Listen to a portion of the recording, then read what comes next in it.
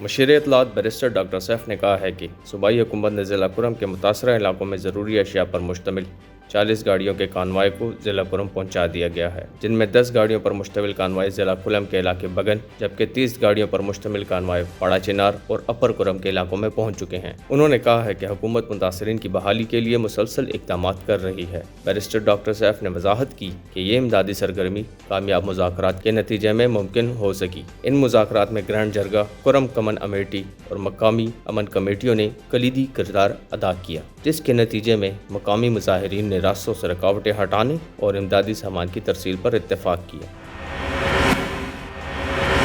مشیر اطلاعات barrister doctor safe نے کہا ہے کہ گرینڈ جرگے کے معاہدے کے مطابق کرم میں ہر حال میں امن کو یقینی بنایا جائے گا۔ اپنے ایک بیان میں انہوں نے کہا ہے کہ امن کے دشمنوں سے آہنی ہاتھوں سے نمٹا جائے گا۔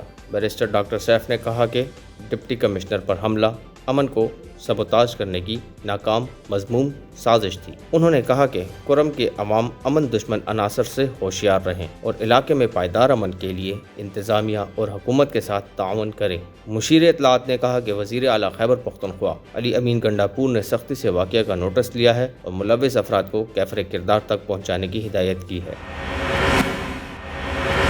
مشیر اطلاعات بیرسٹر ڈاکٹر سیف سے نیشنل لابنگ ڈیلیگیشن برائے اقلیتی حقوق کے وفد نے ملاقات کی، جس میں ہندو میرج ایکٹ کے تحت قواعد و ضوابط کی تشکیل سے متعلق امور پر تبادلہ خیال کیا گیا۔ ملاقات میں پاکستان بھر سے نمائندگان نے شرکت کی۔ وفد نے ہندو برادری کو ہندو میرج ایکٹ کے تحت قواعد کی عدم موجودگی کی وجہ سے درپیش مسائل کو اجاگر کیا۔ بیرسٹر ڈاکٹر سیف نے وفد کو مکمل تعاون کی یقین دہانی کرائی اور کہا کہ متعلقہ ایکٹ کے تحت قواعد کا مسودہ پہلے ہی تیار کر لیا گیا ہے، کیونکہ یہ انصاف اور مساوات کا معاملہ ہے، اور اس بات کا عزم کیا کہ مجوزہ قانون کو آنے والے دنوں میں صوبائی کابینہ کے اجلاس میں پیش کرنے کی وکالت کریں گے۔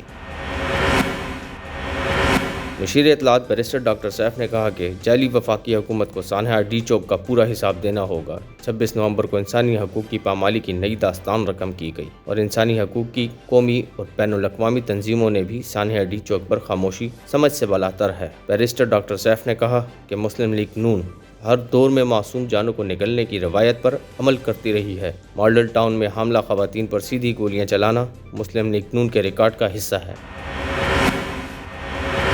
مشیر اطلاعات بیرسٹر ڈاکٹر سیف نے اپنے آفس سے جاری کردہ ایک بیان میں سینئر صحافی فدا عدیل کے والد اور بزرگ صحافی حاجی عبدالمنان عادل کی وفات پر گہرے دکھ اور افسوس کا اظہار ظاہر کیا ہے اور کہا ہے کہ حاجی عبدالمنان عادل کی وفات صحافتی برادری کے لیے ناقابل تلافی نقصان ہے۔ مرحوم بزرگ صحافی کی خدمات کو ہمیشہ یاد رکھا جائے گا۔